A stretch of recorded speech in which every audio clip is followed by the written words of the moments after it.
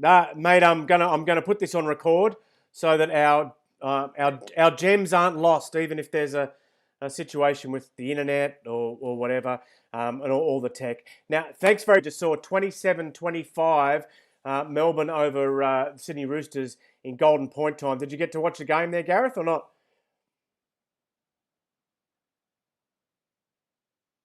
Well, I did. I was actually involved in another meeting, but it was on in the background, and I managed to catch the last 10 minutes for rugby league globally.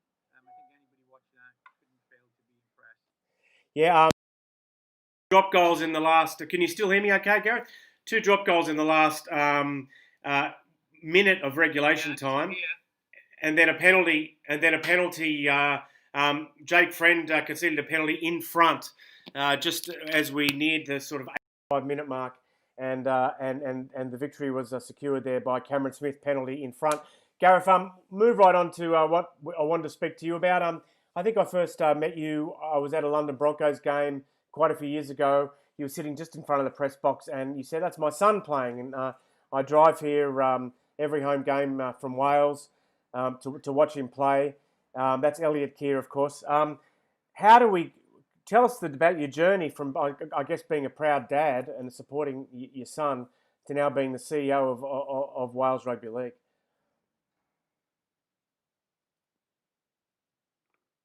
Well, Elliot always says he got me the job, but obviously he says that tongue in cheek. My background has always been sport. So for the other code, I started off. I played first class, first grade, rugby union, and then coaching, rugby union, working with development and elite pathways. And I was fortunate enough to coach the women's national team in 2000, took them to a World Cup in 2002.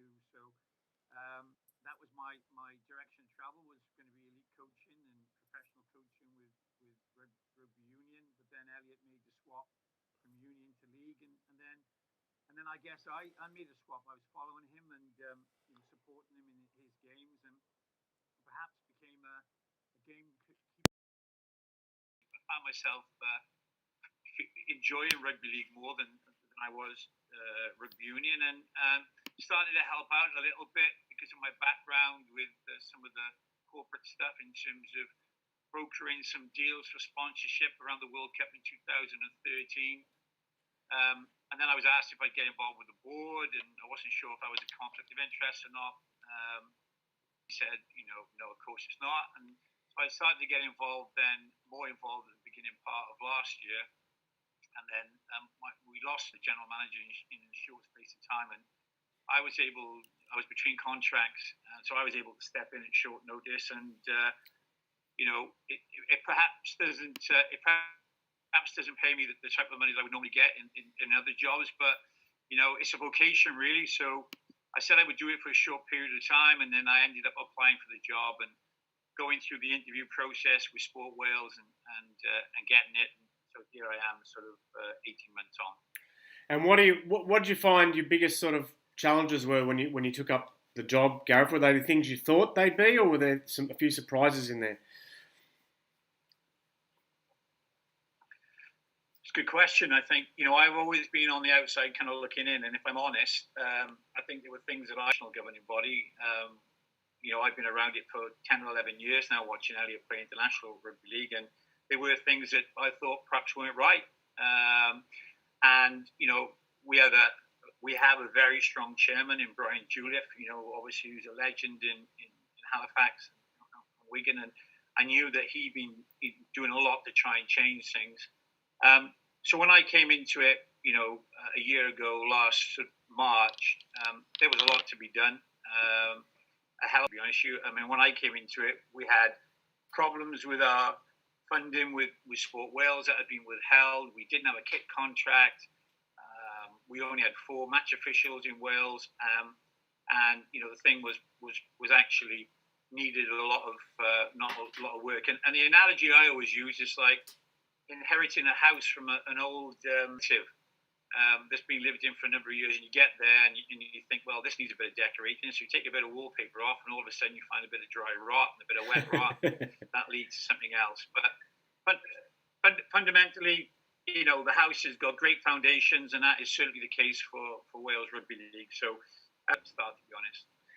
And I guess one of the key issues that the home nations have to deal with, and I guess plenty of nations around the world outside of the top three, is availability of players for internationals and getting them released from your clubs, and also that sort of balance between heritage players and guys who currently live there, who currently play in Wales, and guys, I guess, in your case, guys who actually, they're not grandparents, actually from Wales, have got an accent.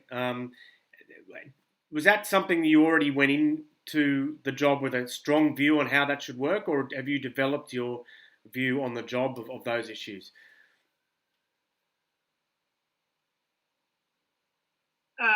No, I had a very strong view about that.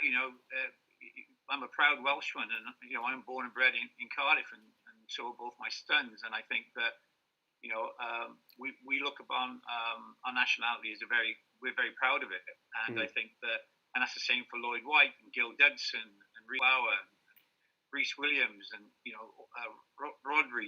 All those boys are proud Welshmen. So I think that that's why we're trying to grow the game. But of course, when you grow in the game, there are people that are heritage players because their parents or grandparents were born in Wales, and we've got some great heritage players as well, in terms of Josh Ralph, and we've had Tyson Frizzell in the past, and there's a couple that we're looking at the moment. But you're right, the balance has got to be right. We're proud of the fact that 70% of our players who are in our international squads, and certainly on our game day 17s, are born and bred in Wales, and that's really important to us. But we don't want to disadvantage anybody just because their parents decided to move or grandparents decided to move. And actually, when Josh Ralph played for us, I met his grandfather and his father. His grandfather was from my stag, and they're proud of their Welsh heritage, and that's really important to us. We don't want people to play for Wales just because they had some daffodils at the bottom. We want people to play for Wales because they identify with who we are. Yeah. So are you disappointed that the win in England? Did you hope at one point that there might be some games in Wales?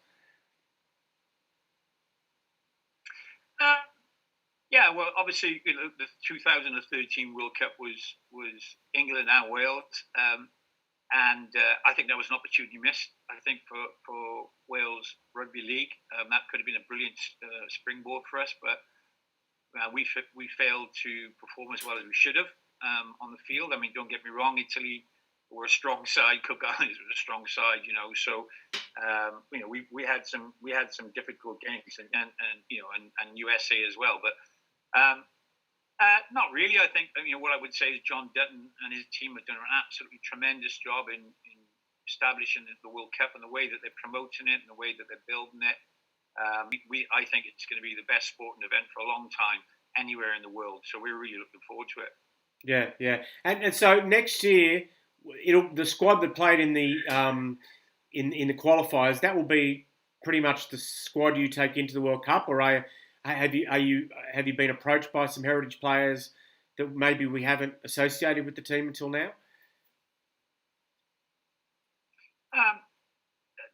John Kear is a tremendous coach, and the one thing he's built for us is a culture. And yes, so the bulk of our team is going to be the players that we work with and who are loyal to Wales and us as a nation. And we're actually, in terms of our cycle of building a team, we've got a really excellent mix. We've got people like Elliot and Rhys Williams and Rodri who've been around, around the World Cup. This will hopefully be their third World Cup, so they've been around it for a long time. And then we've got an excellent blend of younger players coming through, so that the mix is really good for us. And of course, there's a couple of heritage players. We already have Josh Ralph. And there's one or two other heritage players that we're looking at to bolster that side. But, in the cycle of where we are building towards the World Cup, I know John and his staff are very confident that we've got. And I'm looking in, and Body, we're really happy where we are. Yeah, I remember when you qualified for the World Cup, it was my job to hand out that flag that said we're all going to England for the photos. and the boys are saying, yeah, we're all going to England. We're all going to England in about half an hour. Actually, I wondered if you could tell me a little bit about some of the recent activity, the sort of that's happened where the Ronda Outlaws are taking part in the Euro 13s. Where do you sit on all that? I saw you were a little bit sceptical initially about the rugby, the Euro 13s, but you're retweeting their stuff, they're retweeting your stuff. So where does all that kind of sit at the moment, Gareth? Well, yeah, just to start, let's be clear. The one thing that we're all about is developing rugby league. Let's be unequivocal about that. We want to develop the sport, and I think the idea of a club competition in Europe is a great notion and a great idea. But obviously we're a governing body, and we work closely with the RFL, and we work closely with the RL, and we work closely with the RLEF and the International Rugby League. So when the Euro 13 came along, we didn't know much about it, and to be honest, we still don't know a lot about it. So from a governing body point of view, we're new to that competition is concerned. But I remembering back, even though I'm old, I can still remember what it's like to play rugby, and I can imagine that for teams that want to play an opportunity to play abroad and perhaps play in Spain, that's quite exciting and very attractive. So our teams are acting as free agents, and we have a watch and brief to see how it goes. And I think that if it works well, then brilliant. I mean, it's brilliant for the sport and brilliant for everybody. And there's also been at least one new club launched in the last week or so. Is that right? Is it Aberavon Fighting Irish? Is that what they're called? Yeah. So Aberavon Fighting Irish, actually they were involved a number of years ago, and they had a real strong tradition then. And things in Wales are really vibrant at the moment. I think that this year before COVID came along, we were launching a 4-club women's competition to complement the men's competition. So those games are going to be played, men and women's, on a double header to make it a family day on a Saturday, junior games on a Sunday. Aber Valley Wolves are a side that come through as a junior side, and they're looking to run men and women's at open age. So actually next year we should have at least 2 Aber Valley Wolves who already have a junior section, but we'll have a open age section of men and women, and Aberavon. And they've got a great pedigree down there. Sort of Trisba Callahan and his brothers, they know the game inside out, and I've had quite a few conversations with them. They're really supportive of what we're trying to do. They believe in the values of being inclusive and diversity and equality. So as opposed to just running a men's open age side, they're committed to running women's as well, and a junior section. And we're working very hard to get wheelchair teams attached to all of our community clubs. So yeah, great to see Aberavon Fighting Irish, and they're really busy on social media, which is really good to see, and really keen to see those games for next year. Well, when will rugby league in Wales resume, Gareth? What's the situation with regard to lockdown and COVID-19 and all that?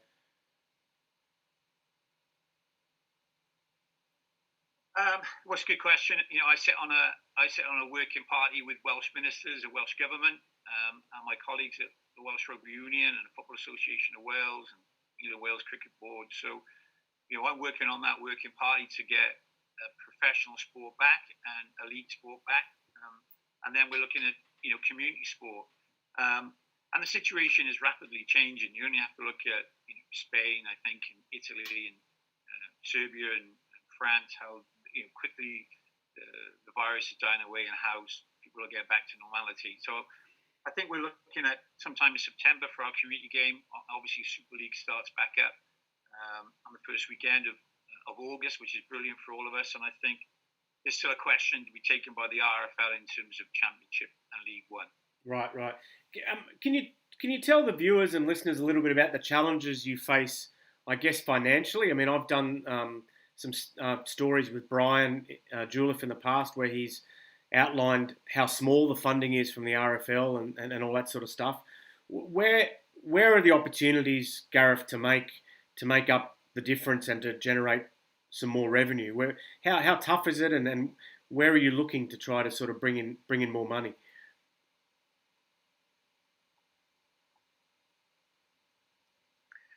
So I think probably in the past, Wales Rugby League have been very focused on their men's international side. My personal view is that's perhaps a little bit of a narrow vision. I think one of the things that I've worked with Sport Wales in the past, and what I'm keen to do is to build on being inclusive as a sport. We launched last year an international women's pathway.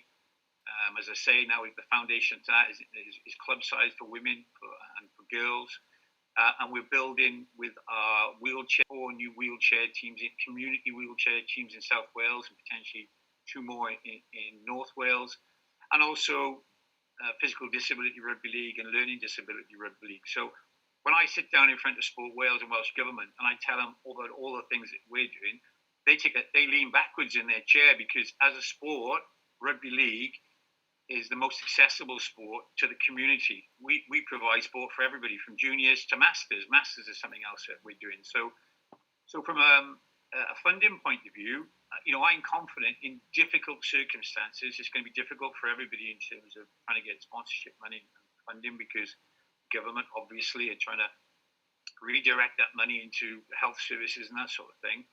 But I think that they accept, Sport Wales and Welsh Government accept that as a sport, we need more support financially, because we are providing more sport for the community. And so I'm confident going into next year that actually, where some of the sports will be having a decrease in funding, we'll be pushing very hard. And what's been shared with us is that we continue doing what we're doing and providing sport for all, we should get more money going into the future, which is brilliant. If I could go back to the men's team for a second, the national team, what games are you going to be playing before the World Cup? Will you get to play this year, or is that already a write-off?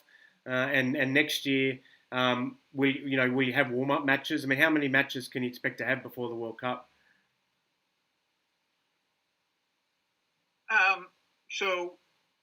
I'm actually on a call tonight with all of my colleagues from the RLEF, all my colleagues in Europe.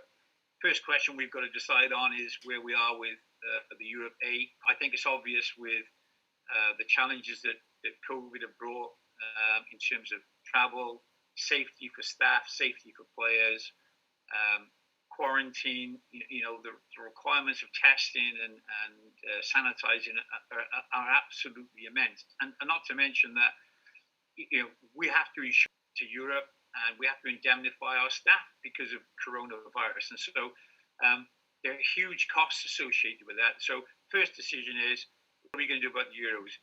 And, that decision is going to be taken in the next couple of days. Given the circumstances, it's unlikely to go ahead, in my opinion, but that decision is still to be taken by the RLEF. But once we have that decision, then we can look at what we're going to do. And if that is cancelled, then, it's much easier for us to have bilateral agreements with perhaps England and Scotland, because there's no international travel as such. We're on the UK mainland. So, looking at something like that. And we were due to play Jamaica at the end of this year. So again, that's something that we're potentially looking at. And if that doesn't go ahead this year, we will definitely be playing hopefully Jamaica next year as part of a celebration of diversity. We're hopefully going to be playing for something like the Billy Boston Cup to celebrate all our Black heritage players. And that would form part of what we're trying to do in terms of our preparation for the World Cup. Awesome. Now, I have to ask you about this one. Another new club that seems to have popped up in the last couple of weeks is the Cardiff Trojans. And there seems to be some friction there. I guess most people would have just seen a couple of tweets, or they don't know anything about it at all.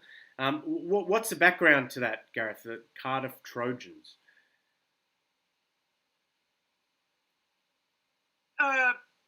I don't know, to be honest with you. As you say, they popped up, and as you'd expect us to do and expect me to do as a CEO of a national governing body, we reached out to them to see how we could help them and to explain to them the process of how you start a rugby league club in Wales, with special mention and and a lot of focus on safeguarding and governance and all the other things that we have to do as a publicly funded body who work with Welsh Government and Sport Wales. And look, at the end of the day, they appeared to be anonymous. They still appear to be anonymous. So, at the end of the day, until they send us a proper application, there's nothing that we can do about it. So, that's where it's parked at the moment. They did say that they wanted to enter League One in 5 years. So could they just go about that like Ottawa or Toronto and just not go through you at all, just do their own thing and to deal directly with the RFL, or do they have to come to your doorstep eventually?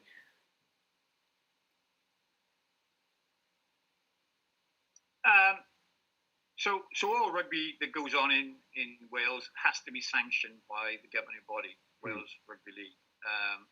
We now work far closer with the RFL than we have done for some time. Mark Leverin, who's head of the community game at the RFL and sits on their executive board, also sits on well to make sure that our strategic plan dovetails with their strategic plan. It makes sense that we're working together. We have cross-border competitions. We have 2 semi-pro clubs, so we're working much closer together. So the simple answer to your question is the RFL are not going to do anything that's contrary to Wales Rugby League strategy. It's as simple as that. So how does that apply to the Euro 13s then? Do they eventually have to get RFL sanctioning in order to have a team in Birmingham, to have a team in Wales, to have a team in Edinburgh? Are they going to have to go down that track eventually? Well, the RFL, are responsible for the competitions, and they're responsible for sport in England, and Wales Rugby League are responsible for sport in Wales.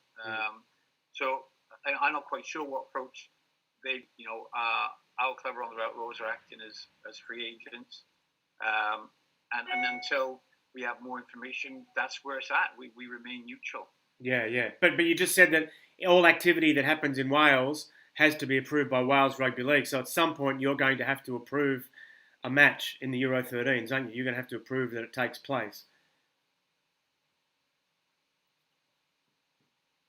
No, Ronda Outlaws are playing all of their games away. Oh, right. So that's not a consideration. Oh, I didn't know that. There you go. So they're just going to go on tour. Sounds like a lot of fun, actually. So, in conclusion... yeah. Well, exactly. And as I said. Sorry, keep talking. Sorry. No. As I said, I can remember when I was, a younger man playing, rugby and rugby union and rugby league. That, they're gonna. It's an opportunity for them, and they're just going to, as you say, they're going to go on tour, and it'll be interesting to see how it all pans out. Great. Okay, what can you say that your sort of ambitions are over the? I mean, are you? This is a good question to finish with, I think. What sort of targets do you set for the World Cup? What's a successful World Cup for Wales?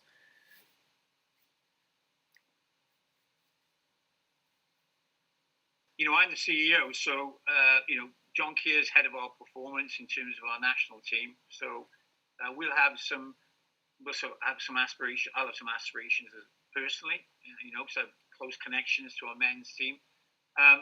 The group that we're in, we're really excited about that. Playing Papua New Guinea and Port Moresby in 90 degrees is a tough ask, and we've done that, and I was there.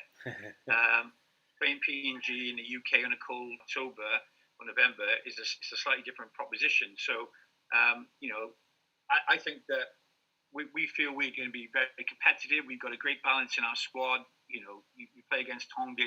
All 3 games are going to be difficult. There's absolutely no doubt about that. Papua New Guinea have some great players, and Cook Islands have some great players, and Tonga, well, arguably one of the best, if not the best side in the world at the moment. So it's a tough game, but it's going to be a great experience. And we know that everyone who puts a Welsh shirt on will be representing all 3 million people in Wales proudly. And whatever happens, we'll be proud of their exploits. What a great way to finish. There's a delay like I'm in Australia or you're in Antarctica or something. But anyway, we got through it. Thank you very much. My pleasure. Thank you for having me on. Good on you. Good on you, Gareth. See you later, mate. Bye.